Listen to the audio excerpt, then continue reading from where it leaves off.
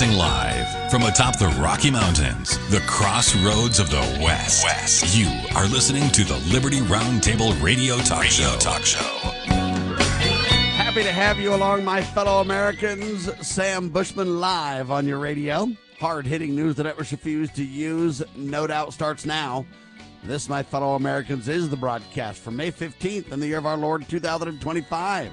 The goal always to protect life, liberty, and property, to promote God, family, and country, to do so on your radio and the traditions of our founding fathers, using the checks and balances brilliantly put in place by our founders in the supreme law of the land, the Constitution for the United States of America. That is our guide. As you know, we reject revolution unless it's the Jesus revolution. Then we're in because we follow the Prince of Peace. Man, have we got a lot of news to talk about today. Riding shotgun with me on the broadcast, Mr. Eldon Stahl, well-known field coordinator for the John Birch Society, jbs.org, also the New American Magazine, one of the best magazines been produced longer than I've been alive, and it's still just spot on, thenewamerican.com. Eldon, welcome back, sir.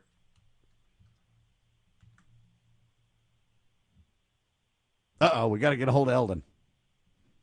Oh, there we go. All right, welcome, sir. Yeah, thanks. Great to be here, Sam. All right, you're breaking up a little bit, so you got to get by a window or whatever you got to do. Oh, okay.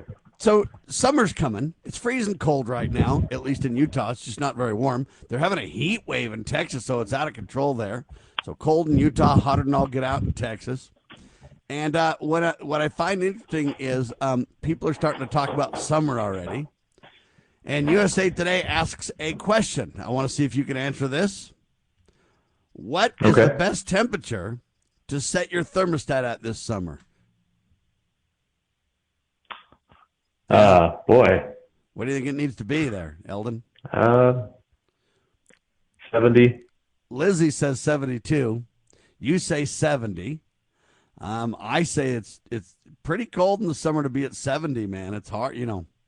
If it's humid outside, it's a lot different. But if you're in Utah and it's 70, it's pretty cold. I like the 72, 73 mark. I like that. They feel a little different, though. They say, quote, various energy companies recommend 78 degrees Fahrenheit as the, quote, ideal, most cost-effective temperature to set the AC to in the summer months. Now, man, when it's 78 degrees, I'm hating it, man. Day to day, it's just too hot. 78 degrees. What do you think? Do you want to be in 78 degrees in your house, Eldon? No. That's what they set government buildings to, like 78.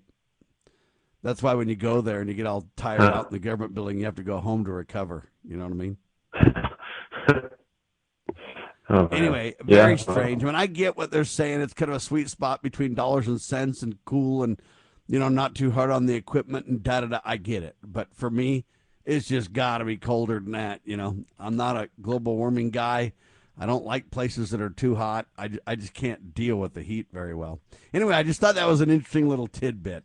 I mean, they're already telling you what the best temperature is. And, hey, these energy companies are going to tell us what's the best temperature. How does an energy company know what the best temperature is?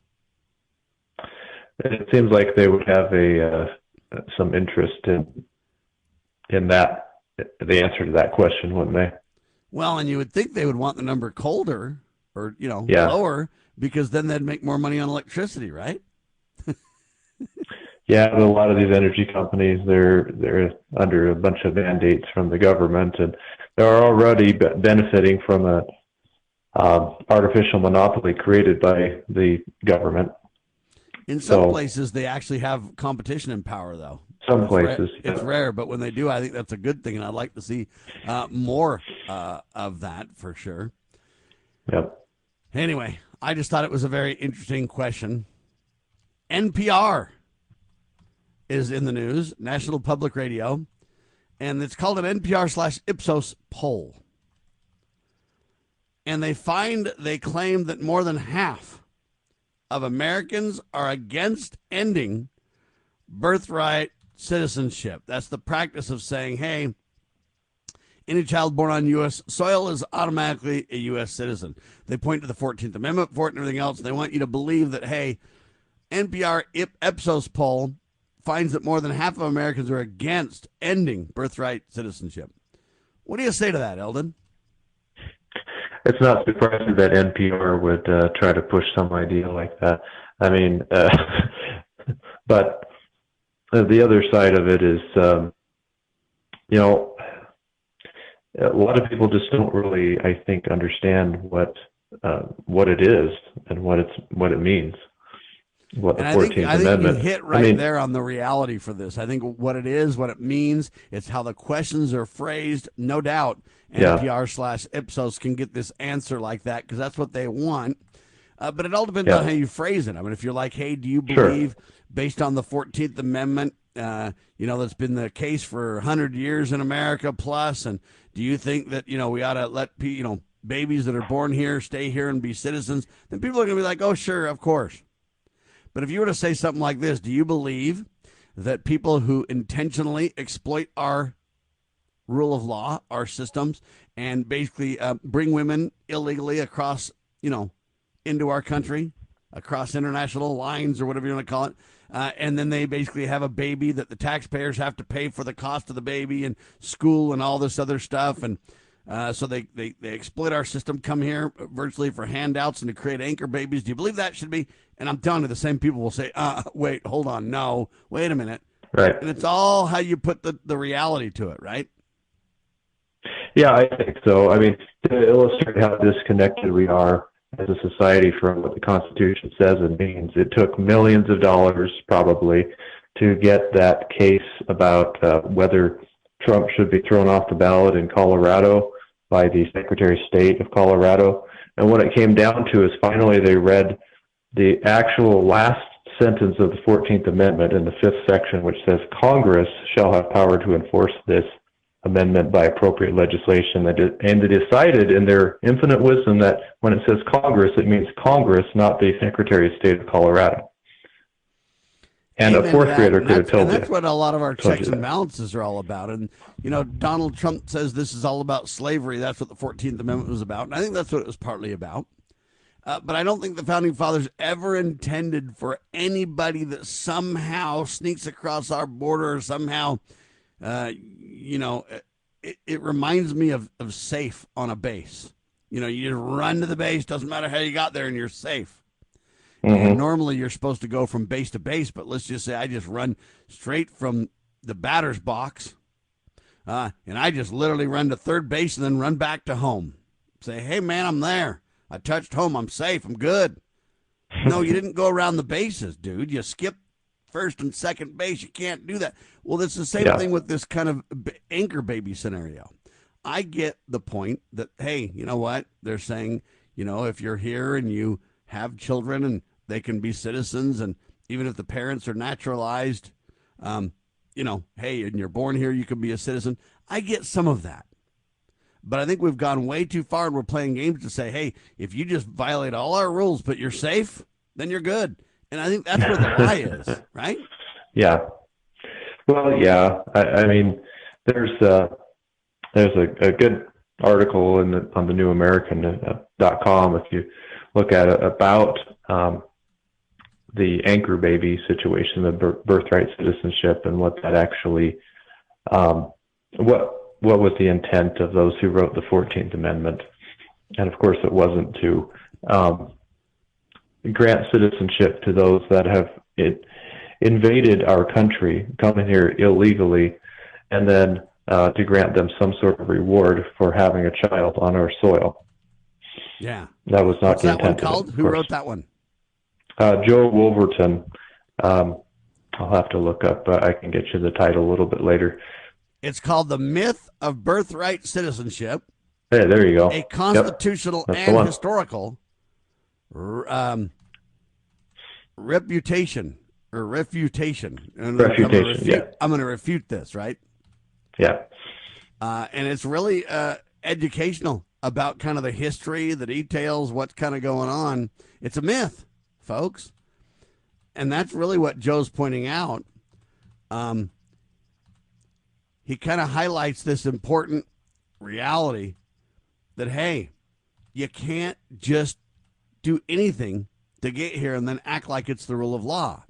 For far too long, the legal and political landscape has been distorted by fundamental misunderstanding of the 14th Amendment, he says. That merely being born on U.S. soil makes one a citizen. This misconception contradicts the original intent of the amendment's framers and undermines the fundamental principles of citizenship arising from allegiance, not geographic, quote, happenstance. When we get back, let's dig into this a little bit more with Eldon Stahl, shall we? Great stuff for the New American Magazine, thenewamerican.com. I'm Sam Bushman with Eldon Stahl, Field Director for JBS. We talk more in seconds as we continue on your radio.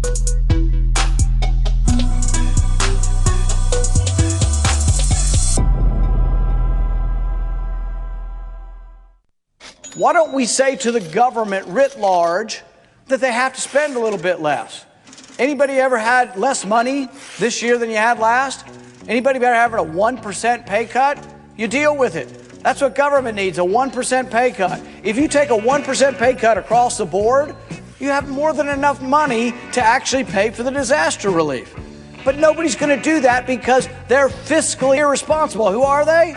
Republicans. Who are they? Democrats. Who are they? Virtually the whole body is careless and reckless with your money. So the money will not be offset by cuts anywhere. The money will be added to the debt, and there will be a day of reckoning. What's the day of reckoning?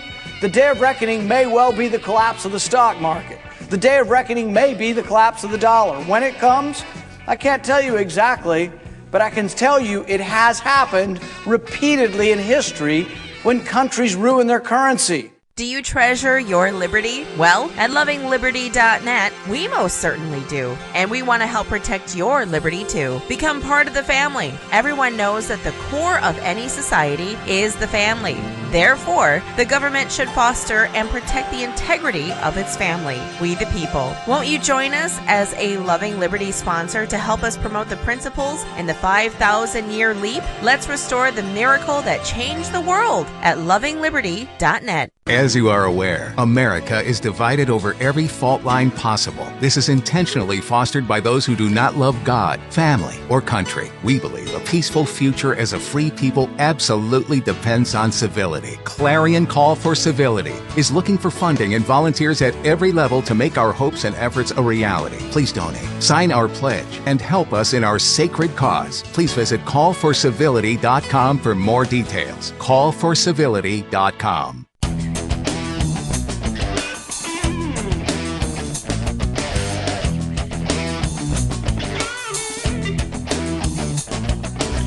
Welcome back to Liberty Roundtable. I'm Eldon Stahl with my good friend Sam Bushman. We're talking today about birthright citizenship. Actually, today is the day that the Supreme Court is going to take up. Hey, Eldon, can you get by a window or get in a better spot? You're breaking up a little bit. Sure. And they're going to talk about whether or not this executive order by President Trump is going to be upheld so far as whether we're going to continue with the practice of birthright citizenship and have that. And so we brought up this article by Joe Wolverton with thenewamerican.com, and here's what it says real briefly. On May 15th, the Supreme Court will take up 3 cases consolidated under the name Trump versus Casa. It will address Donald Trump's bold and necessary attempt to end the unconstitutional practice of granting citizenship to anyone born on U.S. soil, regardless of parental allegiance. The fact that the court has chosen to hear these cases in May, a rare occurrence typically reserved for matters of utmost urgency, underscores just how pivotal this issue is. The stakes couldn't be higher. At risk is the foundational principle that citizenship is rooted in allegiance, not mere geography. This is the principle that the Constitution clearly supports and that decades of judicial misinterpretation have dangerously eroded. So that's what's going to be discussed at the Supreme Court finally, and it'll be interesting to see what they decide on this. What we talked about, they just heard not too long ago a case dealing with another section of the 14th Amendment.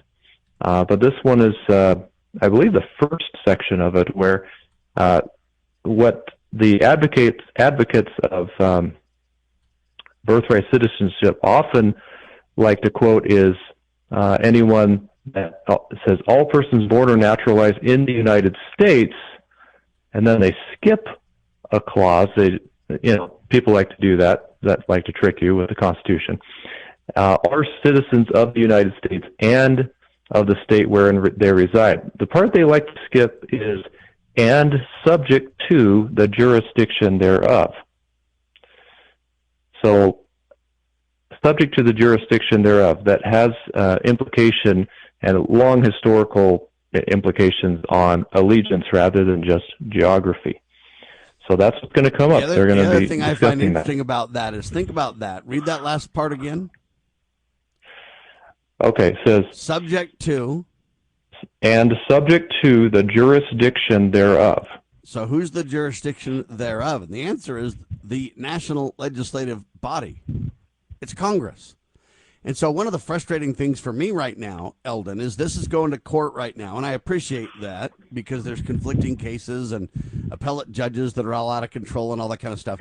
My problem is, why would we just let the courts deal with this and let the court have the final say? What Congress should be doing this very instant, Eldon, in my mind, is they should be going, hey, man, we're going to clarify this law. We're going to write a little update and clarify the law so that it's clear what we intend. And I think Congress needs to do that. They could codify what Trump's doing, and they could say, listen, the founders never intended for this to be the case, and therefore we're not going to let just someone, pass go, skip all the rules, touch home base and go, hey, I'm safe. We're not doing that. And I think what it takes is Congress to codify and clarify for the courts. Pretty soon you wouldn't even have a court case. They'd be like, it's so clear we got this. We don't need the courts to decide. And what we've allowed is these judges to get above the president of the United States, never intended by the founders. Well, yes, and another thing that Congress can do is they can even remove appellate jurisdiction from the Supreme Court. It says that right in Article 3 of the U.S. Constitution, that the court has jurisdiction, but it does not have jurisdiction on things that Congress has said you don't have jurisdiction, appellate jurisdiction on that. But yes, they can clarify through legislation what subject to the jurisdiction thereof means. And Congress certainly has. We also look at the different branches of government, so the executive branch, the legislative branch, the judicial branch, and you can already see in the Constitution it lays out their responsibilities. And so if it's under one group's responsibility that it's not the other two. And so Congress is responsible for things related to immigration, right? Yes. Congress has specific authority in Article 1, Section 8 for the naturalization of citizens. Of course, implied in that is kind of defending our borders. It says, of course, in Article 1, Section 4, that the United States shall protect the states from invasion. Anything other than the word invasion, I think, is being dishonest to describe what's going on today with regard to immigration, or at least has been going on. The good news is the most part of the invasion has been stopped by Trump, right? Yeah. And that's the good news. Yeah. Right. But the thing is, there's other issues with regard to immigration that are being exploited, and one of them is the idea of birthright citizenship. But you brought up a good point, Sam. So much of the people have been indoctrinated and propagandized into thinking of the idea of Supreme Court supremacy, judicial supremacy, that whatever the Supreme Court says or whatever majority of those on the court say, that's what the Constitution really means and says. Well, no. If that were the case, then why did the founders fight an 8-year-long bloody war and then all of a sudden establish an oligarchy? Why did they do that? Well, the fact is they didn't do that, did they? They established a republic. And everybody, the national officers and the state officers, all swear an oath to uphold and defend the U.S. Constitution. according to their understanding of it, not just punt and say, we'll just let the courts decide that. No, everybody, we all have a responsibility to uphold the Constitution. Oftentimes by making their own laws or activism from the bench. Let me give you a quick example. Let's take Obamacare, for instance. Congress said it wasn't a tax, and then the court said, yes, it's a tax, and yes, they can do it because it's a tax. Well, now you're literally contradicting Congress, first of all. Secondly, you're assuming that the government has authority in health care, which they don't. And you're an activist from the bench. What they should have said is, hey, there's a conflict here because we think it's a tax. Congress says it's not a tax. Congress, we don't know what the heck you mean. You need to clarify. And what they need to do, oftentimes the court should do, but they don't do, at least I haven't seen them do it in any remembrance that I have.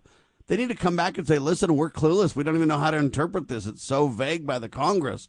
We're going to demand Congress step up to the plate here and clarify what they mean, because you know what? They can't just, even though they don't understand it or they don't even agree with Congress, they can't just make up their own meaning. They're to follow the law and clarify the law. They're not there to make up or pretend or assume the law. And that's what they've been doing, and that's the real problem. And I don't hear anybody calling out that point like I am. Is there anybody bringing that up? Yep. Bounce it back to Congress and say, you guys are goofy, and we don't even know what you mean. Well, that's a good point. But, the crux of the matter with Obamacare really is there's absolutely no authority for Congress to legislate in the matter of health care anyway. So this Obamacare should not even exist among a lot of other laws. But, we've let that slide so long that we've got to start somewhere, though. I agree, and that's why I'm kind of bringing up this issue. I want people to understand the courts should clearly, they don't have to always decide. They don't always have to thread the needle. They don't always have to play games and avoid this and avoid that and throw, this to this group and that to that group and walk this fight. They can just simply say, you know what? For example, just take the IRS and the income tax. Hey, man, there's no authority to directly tax the people. Congress, you're off your rock. It's got to stop. You need to clarify it where it's constitutional, or we're simply going to shut down the IRS. See, those are the things that they should be doing.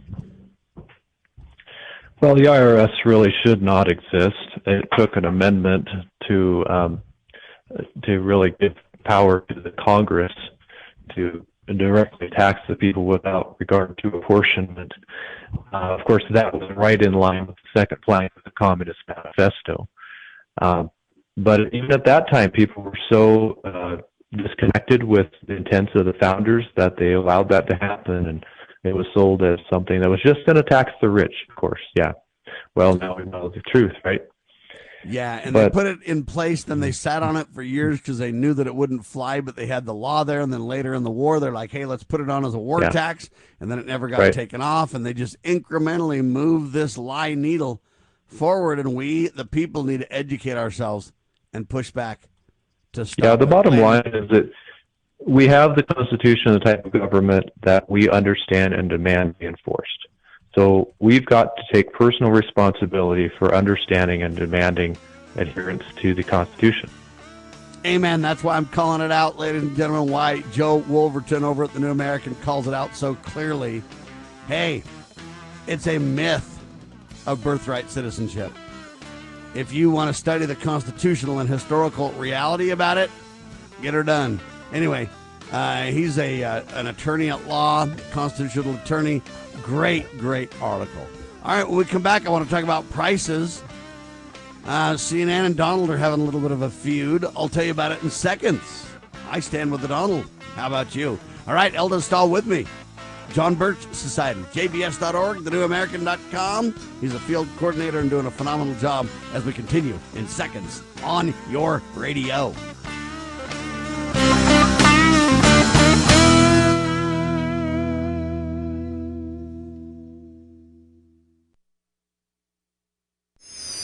How would you like to help this program reach more people and earn silver at the same time? Call or text 801-669-2211 for complete details. News this hour from townhall.com. I'm Greg Clugston in Washington. The Supreme Court is hearing arguments in its first case stemming from the flurry of actions marking the start of President Trump's second term. Justices today will hear the administration's emergency appeals of lower court injunctions. Those orders have put nationwide holds on the president's push to deny citizenship to children born to people who are in the U.S. illegally. The administration complains judges are overreaching by issuing nationwide injunctions that apply to everyone instead of just the parties before the court. In the Mideast, the Israeli military continues to pound Gaza with deadly airstrikes. The latest strikes hit homes and tents sheltering displaced families across Khan Yunis. Local journalists say the corridors of Nasser Hospital are crowded with casualties and the morgue is full. Meanwhile, new Israeli displacement orders have caused panic in western Gaza City. Israel says a hospital and a university and schools turned into shelters have become terrorist strongholds. Separately, a US-backed humanitarian organization has said it will start work in Gaza within 2 weeks as part of a new heavily criticized aid distribution plan. The BBC's Yolanda Nell reporting. Before leaving Qatar today, President Trump addressed troops at a U.S. airbase. Your spirit and courage and sacrifice has always been there when we needed you the most. You're always there when we need you the most. The president is now in the United Arab Emirates. After an arrival ceremony, he went to the Grand Mosque for a tour. Vice President J.D. Vance will attend Pope Leo XIV's inaugural Mass at the Vatican this Sunday. The White House says the U.S. delegation will also include Secretary of State Marco Rubio. Vance is the first Catholic convert to serve as VP. More on these stories at townhall.com. Wesley Financial Group is not a law firm. Hi, I'm Chuck McDowell, the timeshare cancellation guy and founder of Wesley Financial Group. And I want to set the record straight. I am not an attorney. I've never wanted to be an attorney. And the truth is, I really don't even like attorneys. If I sound like an attorney, I'll apologize. But what I've learned in my 15 years in the timeshare cancellation business is you don't need to be an attorney to get folks out of their timeshare. At Wesley, we've helped over 40,000 families cancel their timeshare, and I want to share with you how we do it. Just give my office a call. I guarantee if we take you as a client, we'll get you out of your timeshare, or you'll pay nothing. Attorneys, this was meant to be funny, so please don't sue me, especially my friend Kenneth from Black River Falls, Wisconsin. Call now for your free timeshare exit info kit. 800-613-5454. 800-613-5454. 800-613-5454. Bypass the mainstream narrative with Liberty News Radio at libertynewsradio.com. Engage with charismatic hosts live or on demand. We cover the crucial news focused on God, family, and country. News that other networks simply refuse to use. Think of LNR's hard-hitting news and podcast at your fingertips, anytime, anywhere. Join us at libertynewsradio.com. Empower your day with the truth, because the truth will set you free. libertynewsradio.com. Introducing Managed IT Services from NPI. We offer top-notch data backup and recovery, email spam protection, and network security tailored to your needs and budget. With 20-plus years of experience in the medical field, our HIPAA-certified consultants know what it takes to protect sensitive information. Don't settle for less. Give us a call at 801-706-6980 and experience the difference with Managed IT Services. Remember, your IT support should be fast, efficient, and reliable. Attention collectors and savvy investors. We are excited to announce a momentous evolution in our journey. Introducing Free Water Coin Company, formerly known as Rust Coin and Gift. This rebranding takes us back to the very roots of where it all began. Free Water, Oregon. It's a tribute to the legacy of Al Rust and a celebration of 3 generations of dedication to excellence in the world of coins and precious gifts. Al, Brian, and Jake Rust standing strong through 64 years of service. Discover a world of exceptional service at Free Water Coin Company, your premier destination for genuine, honest money and precious gifts. Under Brian's expert guidance, Free Water Coin Company, building on the legacy of Rust Coin and Gift, continues its tradition of trust and excellence. Visit us at our Provo, Utah location. Explore our treasures online at freewatercoinco.com or call us at 801-377-1574. Free Water Coin Company, where your future is built one honest coin at a time.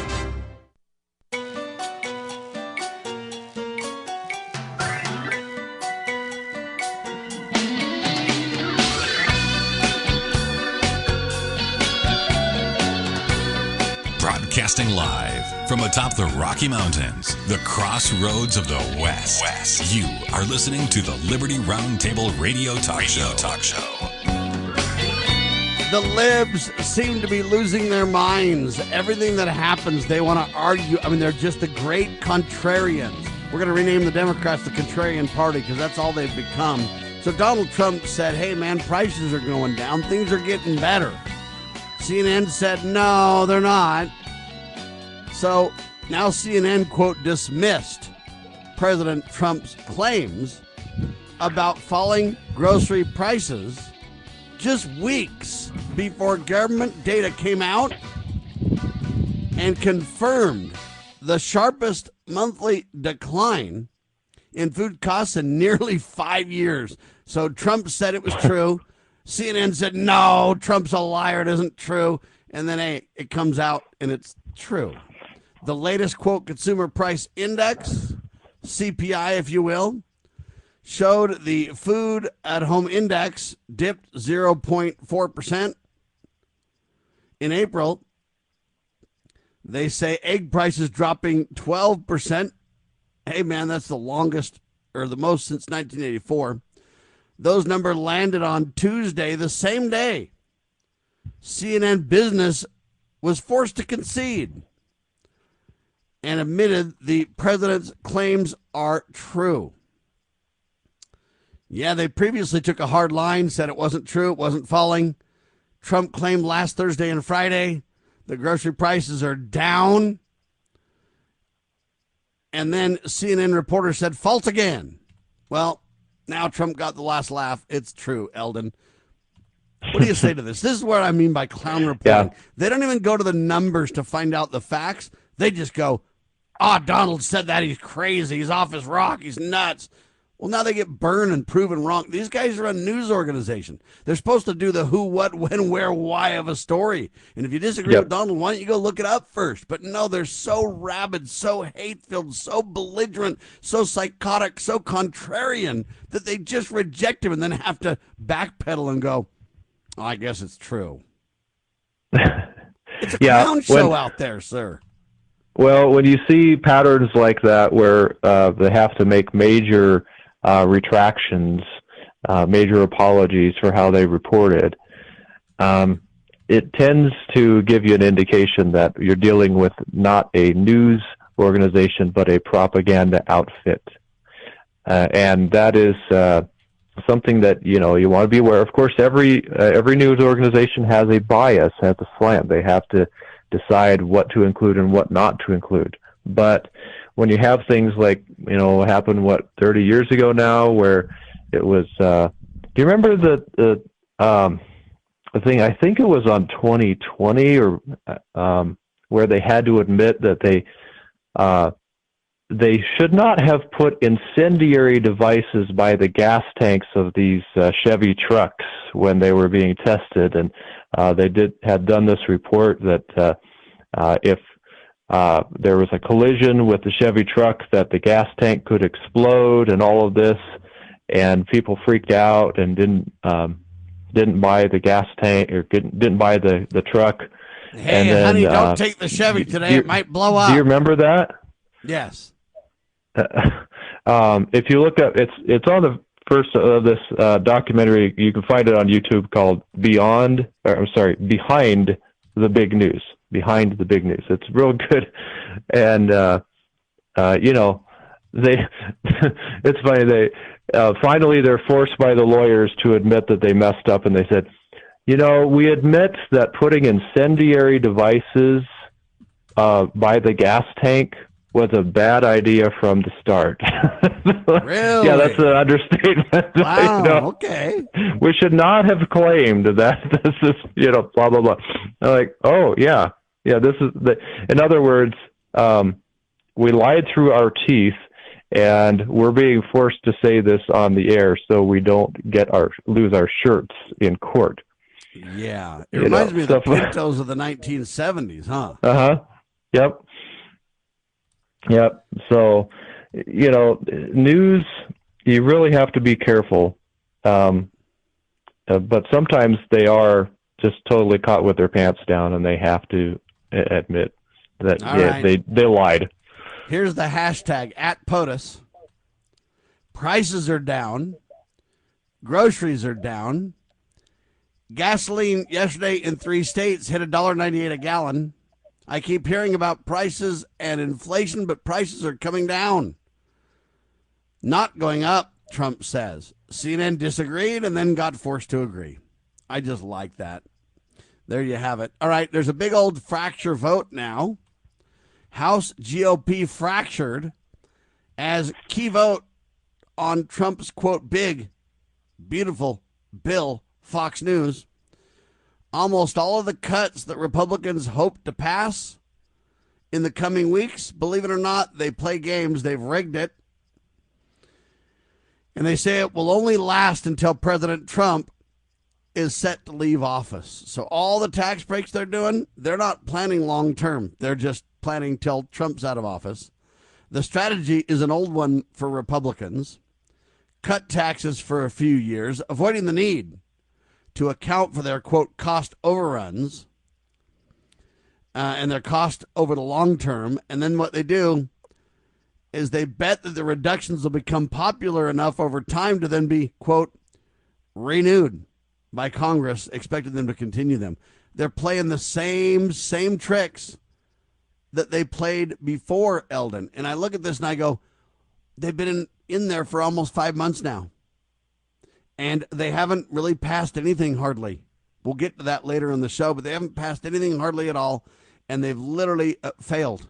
And now they're up against this big, beautiful bill wall of funding where it's like a meltdown. They're in scramble mode. They want to increase the debt ceiling. They're going to spend us into oblivion.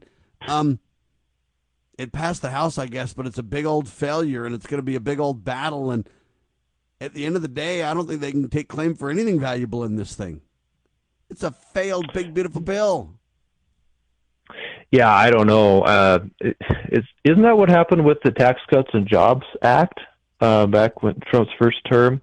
They had the sunset on it, and so now they're kind of scrambling to make those permanent. It seems like that was what was going on with that. But yeah, they play these games, and one thing I saw that apparently is in this big beautiful bill, which is actually part that they throw everything in the kitchen sink in these bills, as you know. But one of them is, I guess, continuing with this subsidies for carbon capture pipelines, and putting all this CO2. Remember we talked about that one time, that trying to liquefy CO2 and pump it all over. Of course, in the real world that would not exist without government subsidies. That means you and me paying for it to make it a reality. But so there's tax credits that go to encourage that, and that's being put in that bill. But I don't know. It's kind of ends up being a mixed bag, but we'll see what Congress comes up with on that. I look at this thing, and I kind of go, man, here's the question. Is Trump's big, beautiful bill really going to become a big, beautiful bust? Is that what we're seeing? What do you think the prediction is on this thing? It could. A lot of stuff can happen in Congress, and even a few people in Congress can make a big difference as to which way legislation goes, or what gets put in, what gets left out, concessions that are made, all of those things. It would seem to be, I would doubt that nothing comes out. I mean, eventually something's got to be produced, but what that looks like, yeah, who knows? Yeah, so my headline is this. Is Trump's, quote, big, beautiful bill actually nothing but a big, beautiful bust? Because that's what I'm seeing here. Yeah, maybe. Even if they force it to pass, people, it's not saving money. It might lower taxes a little bit, but it's all going to end when Trump ends. It's set to end a few days before Trump leaves office. I mean, I don't want to be negative, but at the same time, I cannot applaud these kind of things, even if it gets overwhelming support, even if they twist arms and get it passed, which they will, because whenever it's debt ceiling time, they throw all intelligence to the wind and just sell us out down the river, kick the can down. It's no different. They're doing the exact same thing they've always done, and we're supposed to applaud it. What they should have done is pass little teeny piecemeal legislation. They should have passed up and down vote bills. Clearly, do you stand for this or not? Single item issues. Yep. That's what they should have done, and they failed at that. Now they want a big, beautiful bill, and right now it's looking like it might be a big, beautiful bust. And even if it passes, to me, it's still a big, beautiful bust. Where's all the savings? Where's all the cutting of spending? If you don't cut spending, you're stealing the money from somewhere. Are you not? Hang tight. Introducing PrepStartsNow.com, your ultimate guide to readiness and peace of mind. We offer practical preparedness tools, training, and education to take your family's household readiness to the next level. Browse the prep shop for essential products, check out our planning guides, and stay informed with our prep blog. Visit PrepStartsNow.com and subscribe to our emails for exclusive offers, new products, and future events. Remember, preparedness begins with PrepStartsNow.com. Former Sheriff Richard Mack recounts in his book The Proper Role of Law Enforcement how he came to realize while working as a beat cop how wrong the all-too-common orientation of police officers is when they think of their job as being to write tickets and arrest people. Richard Mack tells of his personal transformation from by-the-number cop to Constitution-conscious defender of citizen safety and freedoms. Learn what it really means to serve and protect. Purchase your copy at CSPOA.org. That's CSPOA.org. You know where the solution can be found, Mr. President? In churches, in wedding chapels, in maternity wards across the country and around the world. More babies will mean forward-looking adults, the sort we need to tackle long-term, large-scale problems. American babies in particular are likely going to be wealthier, better educated, and more conservation-minded than children raised in still industrializing countries. As economist Tyler Cowen recently wrote, quote, "By having more children, you're making your nation more populous, thus boosting its capacity to solve climate change. The planet does not need for us to think globally and act locally so much as it needs us to think family and act personally. The solution to so many of our problems, at all times and in all places, is to fall in love, get married, and have some kids."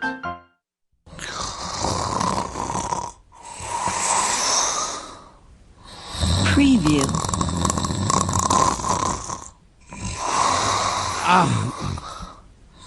Wait, I was supposed to vote?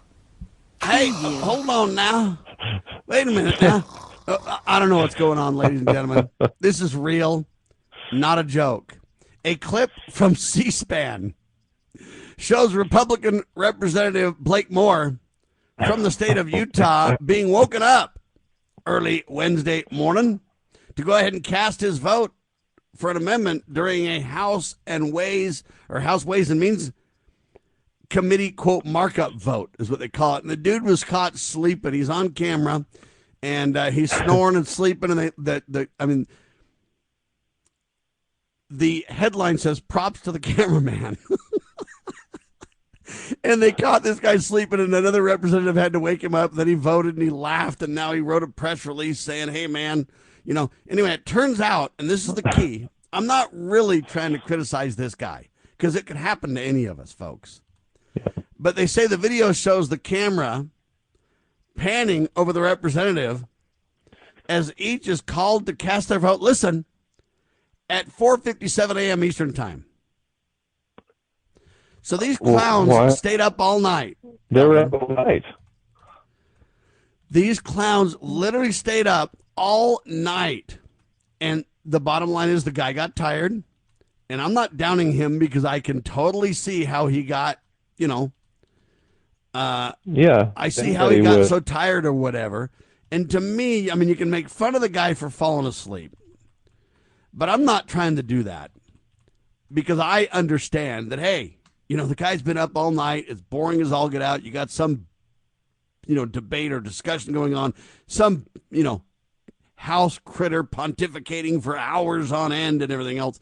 Turns out that this thing was like a I guess C-SPAN has like 17 hours of video relating to this event. So they just went on, and in the 11th hour, this dude just knocked off, and he's like, hey, man, I had to have a little power nap. This is crazy. I don't blame him. I'm not attacking the congressman. I think it's funny. I think it's funny, but I'm not attacking him. Let me tell you what I'm attacking. The process. These clowns knew Trump was going to be in office literally November. They had all that time to prepare. Then they got in January the 4th or 3rd or whatever it was. And they've literally had like 4+ months to work on it. And they're acting like, oh my gosh, we're up against a wall. We got to pull an all-nighter. Man, we're working round the clock for the American people. And then this guy's caught snoozing. Well, Democratic representative of Michigan, her name is Deborah Dingell, and she literally got caught sleeping too. Yeah. Yeah, she couldn't help it. That's according to posted footage. Now, I'm not downing either of these people, but C-SPAN's full video of the, quote, Ways and Means Committee markup debate is over 17 hours long. Now, do you blame the poor guy for going to sleep, Eldon? I don't. There's a lot you can find to legitimately criticize congressmen on. We have scorecards on all the congressmen, including Dingell and Blakemore or whoever you want to look up, actually how they vote. Trying to fault them for falling asleep during a 17-hour hearing. I don't see how you could fault anybody for that, really. Well, and the other question is how many other people fell asleep but didn't have the camera on them because it didn't come up for a vote right that very second. The poor Utah congressman got literally the brunt of all this. But I'm telling you right now, I bet people were passed out all over the place. And I look at this thing and I go, look, do you really got to stay up till 4:50-something, 7 in the morning or whatever and take this vote?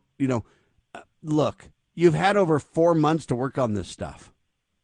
Okay? You even had the lame duck previous session of Congress where you could have figured it out, got it all together. You could have passed literally dozens of bills in the meantime, and pieces of this would already be passed and funded, so you wouldn't have near the funding crisis. But they've literally done nothing, Eldon, virtually nothing for 4+ months, and now they're working around the clock, staying up all night, passing out all this stuff. It's insane. Looks like Republicans have allowed Democrats to take a victory lap on President Trump's first days in office because we've accomplished nothing. It seems like a broken record to say that Republicans are great at writing speeches and writing statements and all this kind of stuff, and even better at doing nothing.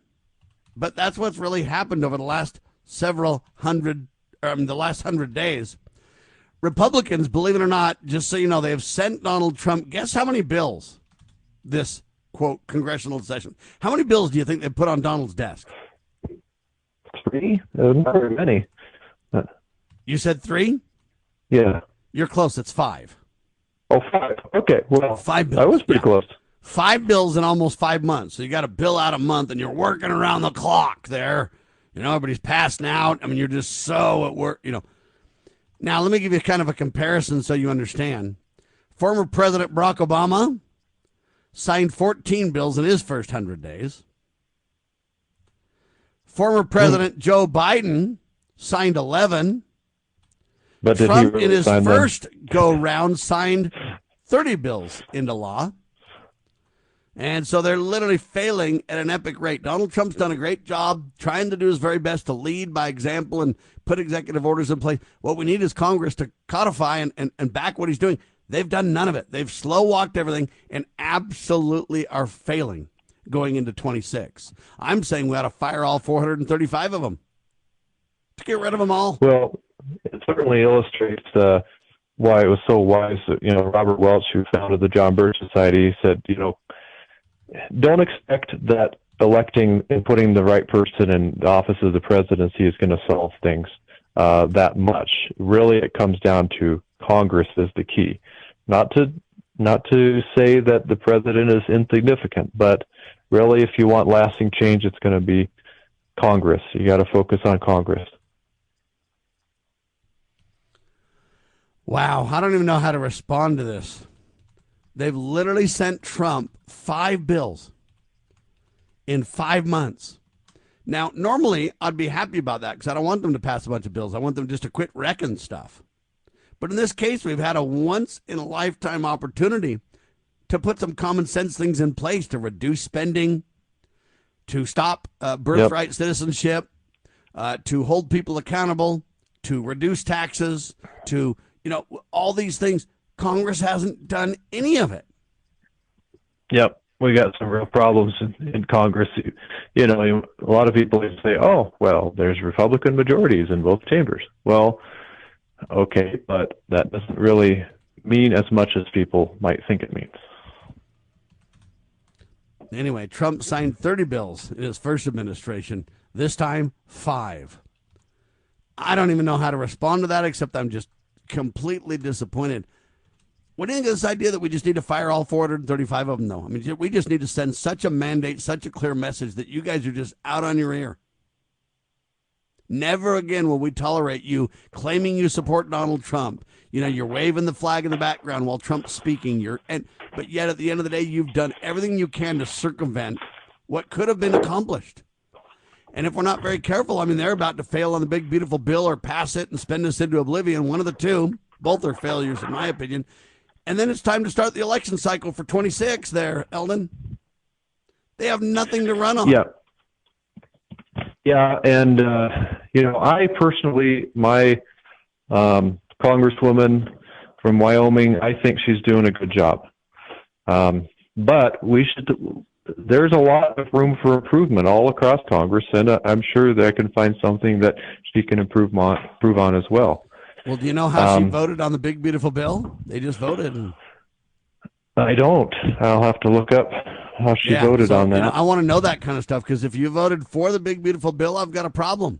I bet the only one that voted against it is Thomas Massey or something like that, and a bunch of Democrats, not because the Democrats really want to shut it down, except for they just hate Donald. So whatever Donald does, they'll vote against. So they're not even a principled vote, but I have to agree with them. At least they're better than the Republicans that just go along. I think Thomas Massey is the star up there, and he's basically saying, whoa, hold on, people. Yeah, he's willing to stick his neck out and say on principle that something should not be approved or maybe should be approved. He's quite a unique person there. Yeah, they say wholesale prices see biggest drop in 5 years, flying in the face of economists' predictions. That's the Daily Wire. So, there's a lot going on that's good. But I just think how good it could really be if Congress would back the president. I don't think they ought to back him in everything. Some of the things that he's proposing I don't agree with, but a lot of it I really do. And I really think Congress needs to absolutely step up to the plate and deliver. Yeah, well, I think this is part of the reason that President Trump has decided to go so much with these executive orders that, in a way it can potentially be good, but in the end, it only lasts as long as the person is president, and then, somebody else comes in and has a different idea. So you really need to have that support from Congress if you're going to get much lasting done.